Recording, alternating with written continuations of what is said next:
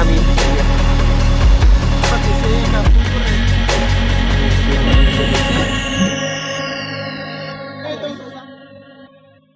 Prvú túru, ktorá pôjde po hrebení Boloni. Dojdeme po prvú útulnu, tam prespíme, potom druhý deň ideme od tej útulne po ďalšiu útulnu, celý čas po hrebení. 8:22, prajem dobré ráno. Aby sme tomu dali nejakú jasnú štatistiku, aktuálne sú nejaké 4 stupne tu máme. Koeficient sušenia -5, všetko tu je mokré, ale podľa mňa, že všetko. Ja neviem, či vôbec existuje nejaká suchá vec, ktorá sa tu aktuálne nachádza. Trošku sme museli zmeniť plán, vzhľadom na to, že by to bolo nereálne mať dnes v takomto niečom podobnom. Takže ideme dole vlastne zísť do dediny a potom stade ideme busom do tej Novej Sedlice, kde vlastne zajtra budeme pokračovať s ďalšou túrou. Tam sme zavolali do penziónu, kde vlastne máme zabukovanú noc. Ideme na to, akože je to tiež skoro 20 km do tej dediny, sa tu zohrieva mesko a atmosféra je taká, aká tu má byť. Poďme ešte čeknúť situáciu aj vonku. Čo ti? Áno, tak začalo snežiť trošku. Sa nám zmenili poveternostné podmienky, mám taký pocit. Lebo keby prší, tak to je horšie. Čo sa tu stalo za kolíziu, chlap? Veľmi do hrnca. Ale aspoň je to teplé pasy. Super, bráte, ja sedím v jandere, mi pál. Jak sa nám je horšie, to už sme si mysleli, že nemôže byť, ale je to horšie, takže... Moje horory na videu. Ty si čo bol robiť? Som bol prevodu maximálne zamrznutý v topánka, teraz si necítim ruky. Čo ideme vlastne povedať teraz? Je tu zima, bude to pohode, jak sa vraví. Stále sme doraňajkovali, tak pomaly sa už ideme baliť a ideme na to. No dobre, to som tak vymyslel. I rožky budú nasávať tú vlhkosť z tých vecí. Mám prelepšiu arómu, by sme tam mohli dať trošku praciatu. Pomaličky, ale isto vyrážame. Je tu proste sneh. Keďže sa ten sneh netopí, tak predpokladám, že je okolo nuly. Máme všetci, že mokré topánky, nikto nemá suché topánočky. Niektorí majú mokré aj iné časti tela. Napríklad celé nohy. Kušik si ešte strieka. Môžem? Môžeš, čekuj ten biceps. Môžem vyraziť. Už aj máme GPS. No jeden z najväčších problémov sú jednoznačne nohy. Je to asi taký pocit, ako keby máte pod prstami nejaké pendlíky a pri každom jednom kroku na tie špendlíky stúpite. Nechal by predstaviť, že ste proste v lete v mori a že máte na sebe také neoprenové topánočky. No tak sa zrovna teda necítim. Že som robil fotky a cítil som sa, keby som robil proste zábery z nejakej tajnej expedície, lebo to ešte nikto neprenikol. Pomel, prenika voda do gasníku. Jak to ide, Samo? Ale tak celku fajn, mám pocit, že som sa dosť zahrial. Šlapeme teraz aj dobre tempo. Vidíme, zatiaľ je to dosť fajn. Hovor. No dobre, čiže nám keď zomrel pes, tak my sme ho zahrabali ako je za záhradou. Zjavne ho tam vyhrabali nejaké líšky alebo niečo a vyťahli ho von, ne? A vedľa nás proste bývajú takí Taliani a malý Talian našiel toho polozdochnutého psa, teda úplne zdochnutého, zobral ho za chvost a dotiahol ho rodičom, akože svojim rodičom pred dom. Emio, no je to hálka.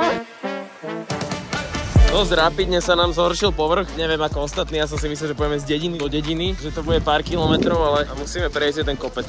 No začína to byť zase zle. Či?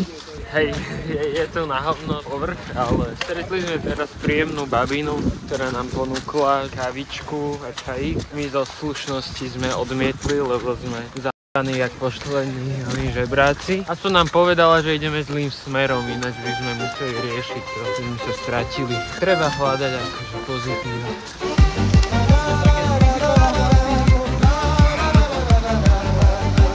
Od Murania do Revúce bystrá voda preteká. Našiel som si švárne dievča, našiel som si zďaleka. Od Murania do Revúce bystrá voda preteká. Našiel som si švárne dievča, našiel som si zďaleka.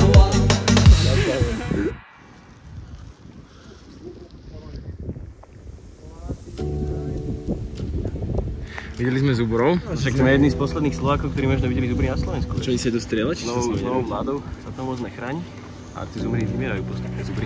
A bolo ich, že 5. To nebolo, že 1. Nebolo to. Máme niečo okolo 1 hodiny.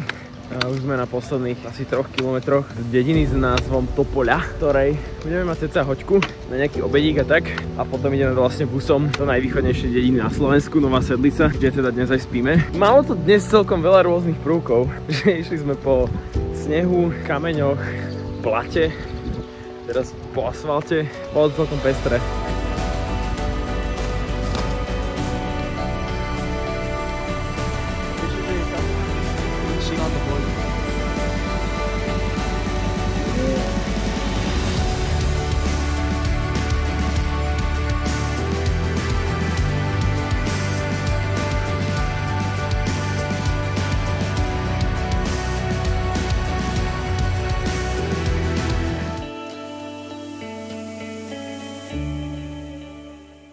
Feder, lebo proste non-stop musím nosiť bombu. Iba treba nájsť autobusovú zastávku, z ktorej nám pôjde bus. Zjavne v tejto dedine nie je len jedna zastávka. Hlavne táto dedina má asi 18 km a my ideme 2,5 km tým smerom. Na ďalšiu zastávku. A doma si tu inak super kúria s pneumatikami. Neverím, že sedíme v buse teple. Vo vôni. Dedina. Vyzeralo, že nemáme. To je riadna zastávka. Čo sa ti stalo, prosím ťa? Zás som to nie, lebo proste v strašnom zhone sme vystupovali a ja som ten telefón mal že takto a on tam ostal proste, takže ho nemám. Ale musíme, našťastie chlap ďaleko neujde, ak sa hovorí, takže sa vráti a ja mu tam že telefón, zoberiem, ďakujem. Boli sme zotáznení policajtami, či sme utečenci alebo či sme Slováci a prvá otázka, ktorú sa tu každého pýtajú je, že odkiaľ ste, že ste Slováci? Ste Slováci a všetci ste Slováci. Tak akože zaklamal, že z Bansky. A potom sme im dali občiansky, no. Pre 6 ľudí. Dobre, ale... Dobrý deň, dneska si ukážeme, ako tu funguje v tejto izbe. Takže všetko, čo sa tu nachádza, je presne 5 postelí, z toho 3 sú normálne a jedna je poschodová. Zároveň tu máme túto velikánsku priestrannú skriňu, ktorá sa dá krásne otvoriť. Na ľavej strane máme poličky, na pravej strane si môžeme dávať všetky tie kabáty. Tuto máme, jak sa vraví, sklo. A ešte máme druhú izbu. Ktorej zoberieme práve tu na hentu zadnú posteľ. Ja, okej. Tak cúvaj za stôl.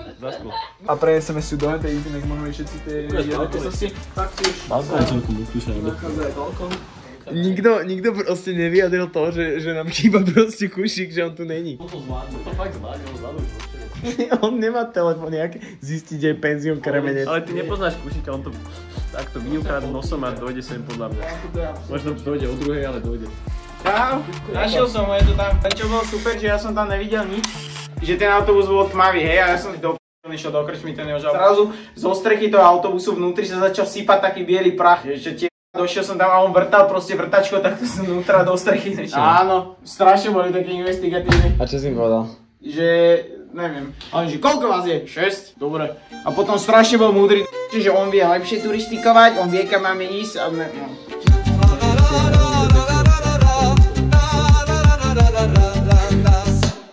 Pada rosička. Je okolo 9 hodín a keby ste sa náhodou pýtali, že čo ideme variť, tak si dáme taký krátky throwback. Takže... Mám taký kontroverzný názor, nazvime plán možno. Pozri, táto žaba reálne ju mohol zraziť len ten typek pred nami, je maximálne v pohode a že spravíme si ju na variči, proste žabacie siedenka v kultúrnej reštaurácii s nohami v Má niekto sáčok? Dajte sakel. Markus, ak to dáme k rozko. Nemáme taký rozko. Ešte prečo? To za nohu iba. Sme späť, videli ste, ako sme sa k žabe dostali a teraz je čas ju uvariť. Šéf kuchár je kto? Aha, je to tam. A šéf kuchár aký numere? Ale ja som to chcel reálne jesť. My to budeme jesť. Maximálne zablokuj to video.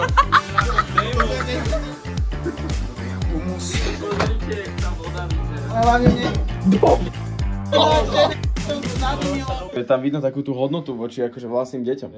50% tvoje tela zaberajú tvoje deti. Lebo si kúrova, ale fakt bol. Si na toto potreboval zapnúť.